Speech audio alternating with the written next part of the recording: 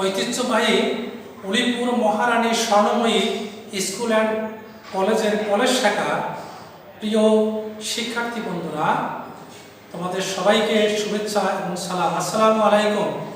আশা করি তোমরা সকলেই ভালো আছো, আমিও ভালো আছি। গোটা পৃথিবীতে প্রাণঘাতী করোনা ভাইরাসের মহামারীর কারণে গোটা দেশে সকল শিক্ষা প্রতিষ্ঠান তোমাদের ক্ষতি পুষিয়ে নেওয়ার জন্য যেভাবে ক্লাস নিচ্ছে, আমরাও সেই ধারাবাহিকতায় তোমাদের এই অনলাইনে ক্লাস আমরা নিচ্ছি। আমি আমার পরিচয় দিচ্ছি। আমি মোহাম্মদ হাসান আলী, প্রভাষক। আমি তোমাদের জীববিজ্ঞান পড়াবো। আজকে যেটা পড়াচ্ছি, একাদশ শ্রেণী বিষয় জীববিজ্ঞান, প্রথম পত্র, অধ্যায় 2। এই অধ্যায়টি তোমরা নিচের ক্লাসে অর্থাৎ 9-10-এ তোমরা পড়ে এসেছো, বিধায় এটার উপর তোমাদের কিছুটা ধারণা আছে, সেজন্য আমি এটাই শুরু করলাম। তো এই 2 নম্বর অধ্যায়ে কোষ বিভাজন, আমি তোমাদের যেটা আলোচনা করব কোষ বিভাজন নিয়ে। কোষ বিভাজন, কোষ বিভাজনটা কি? বিভাজন ভাগ হয়ে যাওয়া, অর্থাৎ যে পদ্ধতিতে বা যে প্রক্রিয়ায় একটি কোষ ভাগ হয়ে 2টি বা 4টি কোষের সৃষ্টি করে, সেটাকেই কোষ বিভাজন বা সেল ডিভিশন বলা হয়। কোষ বিভাজন আমি এখানে তোমাদের দেখিয়েছি। Amitosis, mitosis, মেয়োসিস। অ্যামাইটোসিসটা এ সম্পর্কে তোমাদের ধারণা আছে, যে প্রক্রিয়ায় একটি কোষের নিউক্লিয়াস এবং সাইটোপ্লাজম সরাসরি বিভক্ত হয়ে বা ভাগ হয়ে 2টি কোষের সৃষ্টি করে, তাকে বলা হয় অ্যামাইটোসিস। এই অ্যামাইটোসিস নিম্ন শ্রেণীর উদ্ভিদ, শৈবাল, ছত্রাক, ব্যাকটেরিয়া, ইস্ট, অ্যামিবা এইগুলোতে হয়ে থাকে। এরপরে দেখো মাইটোসিস, কোষ বিভাজন। মাইটোসিস কোষ বিভাজন এটি কি? যে পদ্ধতিতে ডিপ্লয়েড ক্রোমোজোম বিশিষ্ট, অর্থাৎ যে কোষের মধ্যে 2টি কোষ থাকবে, এরকম ডিপ্লয়েড ক্রোমোজোম বিশিষ্ট একটি মাতৃকোষ বিভক্ত হয়ে 2টি সমান আকার আকৃতি ও গুণ সম্পন্ন 2টি কোষের সৃষ্টি করবে, যাদের ক্রোমোজোম সংখ্যা মাতৃকোষের ক্রোমোজোম সংখ্যা সমান, তাকেই বলা হয় মাইটোসিস। মাইটোসিস এখানে ক্যারিওকাইনেসিস এবং সাইটোকাইনেসিস নামে 2টো কথা আছে। ক্যারিওকাইনেসিসটা কি? যখন একটি কোষের নিউক্লিয়াসের বিভাজন ঘটবে, তখন সেটাকে বলা হবে ক্যারিওকাইনেসিস। যখন একটা কোষের সাইটোপ্লাজমের বিভাজন ঘটবে, অর্থাৎ ভাগ হয়ে যাবে, তখন সে কোষটিকে বলা হবে সাইটোকাইনেসিস। 1879 সালে বিজ্ঞানী স্লাইখার এই ধরনের কোষ বিভাজনকে ক্যারিওকাইনেসিস নামে অভিহিত করেন। পরবর্তীতে 1882-তে ওয়াল্টার ফ্লেমিং এটিকে মাইটোসিস নামে অভিহিত করেন। মাইটোসিসকে সমীকরণিক বা ইকুয়েশনাল কোষ বিভাজন বলা হয়ে থাকে। মাইটোসিসকে সমীকরণিক বা ইকুয়েশনাল কোষ বিভাজনটা কেন বলা হয়? তোমরা আমি যখন মাইটোসিস কোষ বিভাজনের সংজ্ঞাটি বলেছি তখন নিশ্চয়ই তোমরা শুনেছ যে মাইটোসিস কোষ বিভাজনের মধ্যে ডিপ্লয়েড ক্রোমোজোম বিশিষ্ট একটি মাতৃকোষ বিভক্ত হয়ে দুটি নতুন কোষের সৃষ্টি করে। এই দুটি নতুন কোষের মধ্যে মাতৃকোষের মধ্যে যে ক্রোমোজোম সংখ্যা ছিল নতুন কোষের মধ্যেও একই ধরনের ক্রোমোজোম সংখ্যা হয়েছে। তাহলে আমরা দেখলাম মাতৃকোষে যা ছিল দুটো নতুন কোষের মধ্যে ক্রোমোজোম সংখ্যা তাই হয়েছে। তাহলে আমরা এখানে বলবো যেহেতু বিভাজনের আগে মাতৃকোষের ক্রোমোজোম সংখ্যা ছিল দুটি, বিভাজনের পরেও হলো নতুন দুটি কোষের ক্রোমোজোম সংখ্যা হলো দুটি। তাহলে আমরা সেজন্য একে বলবো সমীকরণিক বা ইকুয়েশন, অর্থাৎ বিভাজনের পূর্বে এবং বিভাজনের পরে ক্রোমোজোম সংখ্যা সমান থাকে এবং কোষের আকার আকৃতি গুণাগুণ সমান থাকে। মাইটোসিস কোষ বিভাজন কোথায় সংঘটিত হয়? মাইটোসিস কোষ বিভাজন দেহকোষে বা দৈহিক কোষে সংঘটিত হয়ে থাকে। উদ্ভিদ কোষের মধ্যে কোথায় সংঘটিত হয়? বৃদ্ধিপ্রাপ্ত অঞ্চলগুলো কি? মূল কাণ্ডের অগ্রভাগে, ভ্রূণমুকুল, পুষ্পকাণ্ড, বৃদ্ধিপ্রাপ্ত পাতা, এই জায়গাগুলোকে পাইছে। প্রাণী কোষের মধ্যে স্নায়ুকোষ, পেশিকোষ, লোহিত কণিকা এগুলা ছাড়া সকল দৈহিক কোষে এই মাইটোসিস কোষ বিভাজনটা সংঘটিত হয়। এরপরে যদি আমরা আসি, মাইটোসিস কোষ বিভাজনের বৈশিষ্ট্য আছে, গুরুত্ব আছে। আমি এই মাইটোসিস কোষ বিভাজনের বৈশিষ্ট্য এবং গুরুত্ব নিয়ে এখন বলতে চাচ্ছি না। যখন এই মাইটোসিস কোষ বিভাজনের বিভিন্ন ধাপ বা পর্যায় আছে সেইগুলো যখন আলোচনা হয়ে যাবে তখন মাইটোসিস কোষ বিভাজনের বৈশিষ্ট্য, তাৎপর্য বা গুণাগুণ তোমরা নিজেরাই তখন বলতে পারবে, বুঝতে পারবে। যাই হোক, আমরা এখন যাই মাইটোসিস কোষ বিভাজনকে কতটি ধাপে কতটি পর্যায়ে ভাগ করা হয়। আমি এখানে দেখেছি মাইটোসিস কোষ বিভাজনকে 5টি ধাপে বা 5টি এককে ভাগ করা হয়েছে। Prophase, prometaphase, metaphase, anaphase, telophase. আমরা এই ধাপগুলোকে আমরা ছবি আকারে একটি একটি করে বর্ণনা ও ব্যাখ্যায় আমরা যাই। তোমরা দেখতে পাচ্ছ বোর্ডে প্রথমে যে ছবিটি করা আছে মাইটোসিস কোষ বিভাজনের প্রথম যে ধাপটি সেটি হলো প্রোফেজ। এই প্রোফেজে কি ঘটনা ঘটবে, এর বৈশিষ্ট্যগুলো কি? এই প্রোফেজ ধাপটি মাইটোসিস কোষ বিভাজনের সবচেয়ে একটি বড় ধাপ বা একক, যার মধ্যে কোষটি আকারে বড় হবে, নিউক্লিয়াস আকারে বড় হবে এবং এখানে কি ঘটবে? জল বিয়োজন বা পানির হ্রাস ঘটবে বা কমে যাবে। ফলে ক্রোমাটিন তন্তু আছে, সেই ক্রোমাটিন তন্তুগুলোর প্যাচ খুলে যাবে, খুলে গিয়ে সরু লম্বা পাকহীন ক্রোমোজোমে পরিণত হবে। এবং যেটা আমি দেখাচ্ছি এসব দেখো যে এরকম সরু লম্বা পাকহীন ক্রোমোজোমে পরিণত হবে। এই ক্রোমোজোমগুলো কি হবে?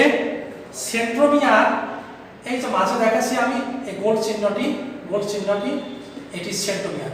সেন্ট্রোমিয়ার ব্যতীত লম্বালম্বি এরকম দুটি ভাগে বা দ্বিবিভক্তে বিভক্ত হবে। তার প্রত্যেকটি বলা হবে ক্রোমাটিড।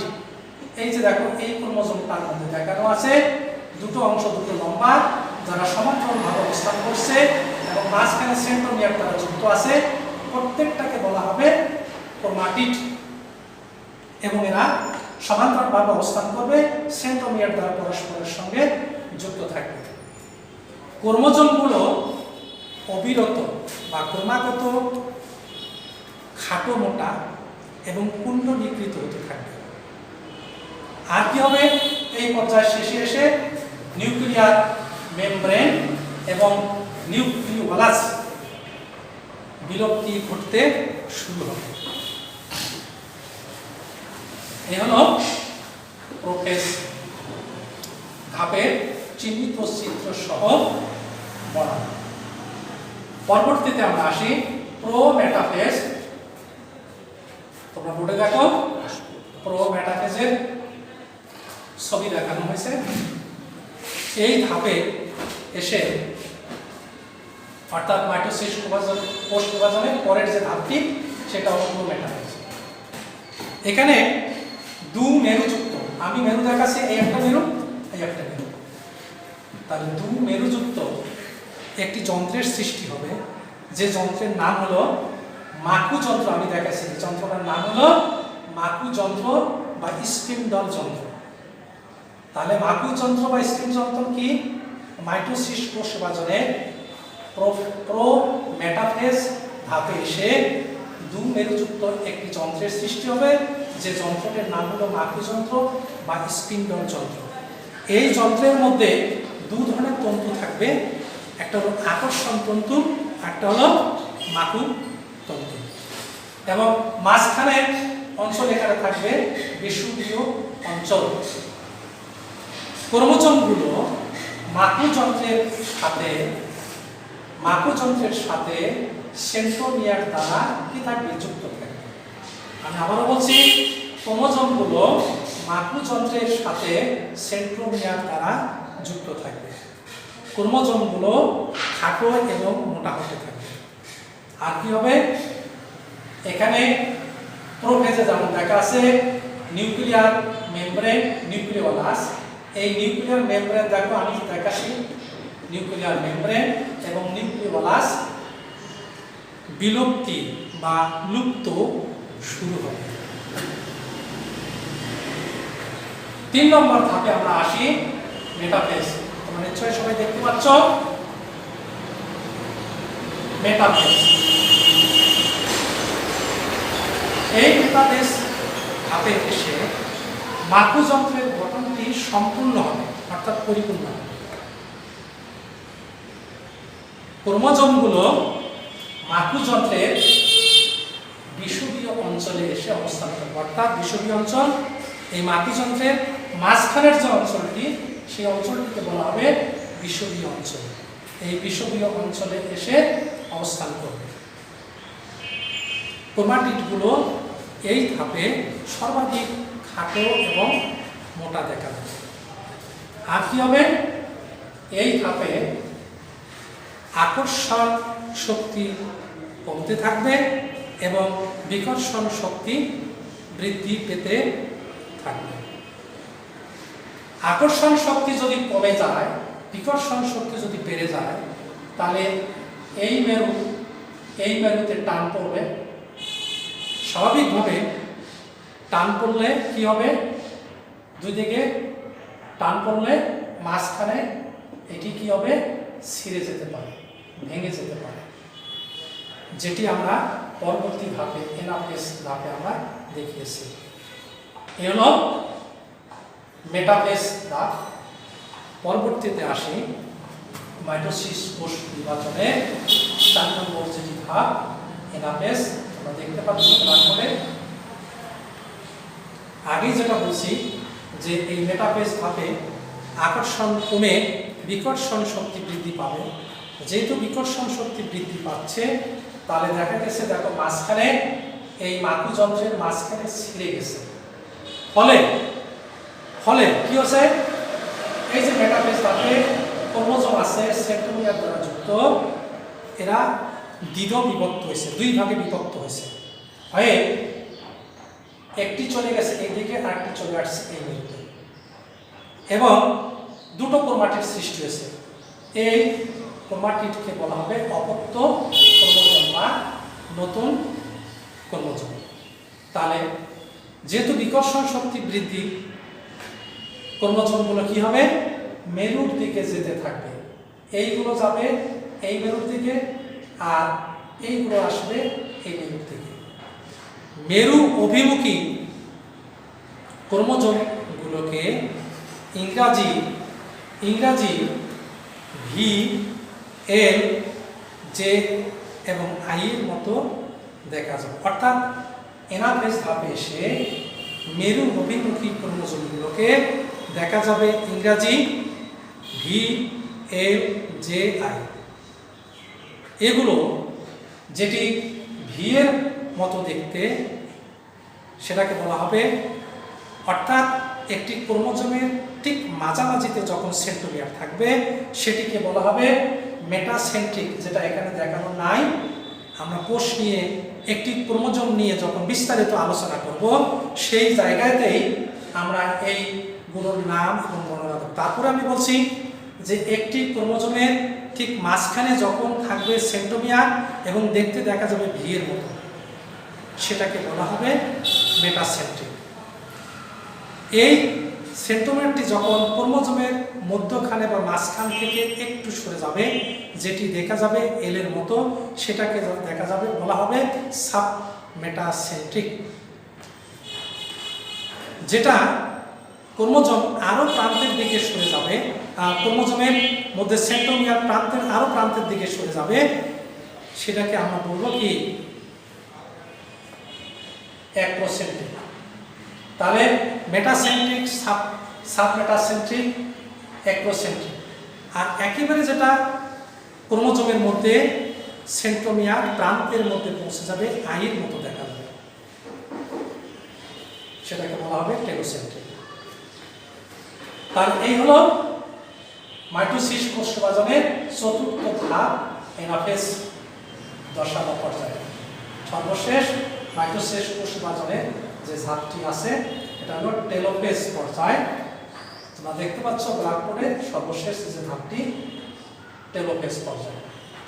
এই টেলোফেজে আসি, দেখো যে এখানে যেহেতু এনাফেজে বিকর্ষণ শক্তি বৃদ্ধি হয়েছে, ক্রোমোজোমগুলো কোথায় যাচ্ছে? মেরুর দিকে যাচ্ছে। মেরুতে অবস্থানরত ক্রোমোজোমগুলো চারিপাশে এসে আবার পুনরায় নিউক্লিয়ার মেমব্রেনের আবির্ভাব ঘটছে। আর কি হচ্ছে? নিউক্লিওলাস সৃষ্টি হচ্ছে। আর কি হচ্ছে? আমরা প্রথমেই দেখিয়েছিলাম চিত্র প্রোফেজের মধ্যে এখানে যে জল বিয়োজন মানে কি পানি সরে যাওয়া, ফলে ক্রোমাটিন তন্তুগুলা প্যাসফুলি গ্যাস অনুলম্ব পাখিন ক্রোমোজোমে পরিণত হয়েছে। টেলোফেজ দশাতে আমরা এসে দেখতেছি এখানে কি হবে? এখানে বিয়োজন, এখানে ছিল জল বিয়োজন বা পানি যোজন বা পানি চুইয়ে নিচ্ছে, ফলে এই ক্রোমোজোমগুলো আবার কি হবে? এইরকম পেঁচানো অবস্থা সৃষ্টি হবে এবং ওটা হলো ক্রোমাটিন তন্তু। তাহলে আমরা এখানে দেখলাম যে দুই মেরুতে অবস্থানরত ক্রোমোজোমের চারিপাশে নিউক্লিয়ার মেমব্রেন, তেমনি ভাবে এই প্রান্তের দিকে চারিপাশে নিউক্লিয়ার মেমব্রেন। তাহলে নিউক্লিয়াস কয়টা হলো? দুটো, যার ভিতর নিউক্লিওলাস আছে। একটা কোষের মধ্যে আমরা কোষ নিয়ে যখন আলোচনা করব, এন্ডোপ্লাজমিক রেটিকুলাম নামে আমরা একটা শব্দ পাবো, এটা নিয়ে বিস্তারিত আলোচনা করব আমি। সেই এন্ডোপ্লাজমিক জালিকাগুলো কি করে?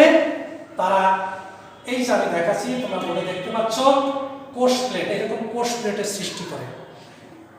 কোষ প্লেটের সাথে সেলুলোজ, হেমিসেলুলোজ, গ্লাইকোপ্রোটিন এই ধরনের কিছু উপাদান পদার্থ জমা হয়ে পরবর্তী এটা কি হবে? কোষ প্রাচীরের সৃষ্টি করবে। তাহলে আমরা এখানে দেখতেছি যে এখানে কোষ কয়টা কোষ সৃষ্টি হলো? দুটো কোষ। আমরা মাইটোসিস কোষ বিভাজনের মধ্যে আমরা বলছিলাম সংজ্ঞায় যে একটি ডিপ্লয়েড কতটা? দুটো ক্রোমোজোম বিশিষ্ট কোষ একটা জটিল ধারাবাহিক পর্যায়ের মাধ্যমে বিভক্ত হয়ে সমান আকার আকৃতি গুণ সম্পন্ন দুটো কোষের সৃষ্টি করে। তার এখানে ছিল দেখো একটি, এই দেখো দুটো কোষ, যাদের ক্রোমোজোম সংখ্যা হবে এই মাতৃকোষে যা ছিল এই নতুন কোষের মধ্যে ক্রোমোজোম সংখ্যা তাই হবে। সেটাই আমরা বলছিলাম মাইটোসিস কোষ। তাহলে দেখো বর্ণনায় যে শুরু থেকে শেষ পর্যন্ত মিলে গেছে। একটা কোষ থেকে দুটো কোষ, এবং প্রত্যেকটা নতুন কোষের মধ্যে যে ক্রোমোজোম সংখ্যা মাতৃকোষের ক্রোমোজোম সংখ্যার মতোই, আকার আকৃতি গুণাগুণ মাতৃকোষের মতোই। এই হলো মাইটোসিস কোষ বিভাজন কি, কতটি ধাপ, প্রতিটি ধাপের চিহ্নিত চিত্র সহ বর্ণনা। এখন তোমরা একটু নিজেরাই তোমরা একটু গভীরে যাও, একটু চিন্তা করো, তাহলে তোমরা নিজেরাই বুঝতে পারবে। আমি প্রথমের দিকে বলছিলাম মাইটোসিস কোষ বিভাজনের বৈশিষ্ট্য, তোমরা নিজেরাই এখন বলতে পারবে। বৈশিষ্ট্য বলো, তারপরে তাৎপর্য বা গুরুত্ব বলো, তোমরা নিজেরাই বুঝতে পারবে। তো যাই হোক, আশা করি আগামী ক্লাসেই ইনশাল্লাহ আমরা এই কোষ বিভাজনের অ্যামাইটোসিস মাইটোসিস করলাম। নেক্সট ক্লাসে আমরা মেয়োসিস নিয়ে আলোচনা করব, বিস্তারিত আলোচনা করব। তোমরা এই বিষয়গুলো বাড়িতে তোমরা দেখতে থাকো, এবং দেখতে গিয়ে যদি কোনো জায়গায় তোমাদের অস্পষ্ট বুঝতে সমস্যা হয়, তোমরা তোমাদের নোট খাতায় বা খাতায় লিখে রাখবে। পরবর্তীতে যখন আমরা ক্লাস তোমাদের পাবো, এটি প্রশ্নোত্তর পর্বে আরো ভালো করে বোঝানোর চেষ্টা করব। তোমরা এই প্রাণঘাতী করোনা ভাইরাসের মধ্যে তোমরা সকলেই সুস্থ থাকো, সুন্দর থাকো। আগামী ক্লাসে তোমাদের সঙ্গে দেখা হবে। এই দোয়া তোমাদের উপরে থাকলো, তোমরা আমার জন্য দোয়া থাকো যেন আমরা সকলেই সুস্থ থাকি এবং প্রাণঘাতী করোনা ভাইরাস আমরা সকলেই প্রতিরোধ করতে পারি। এই বলে শেষ করলাম। আসসালামু আলাইকুম।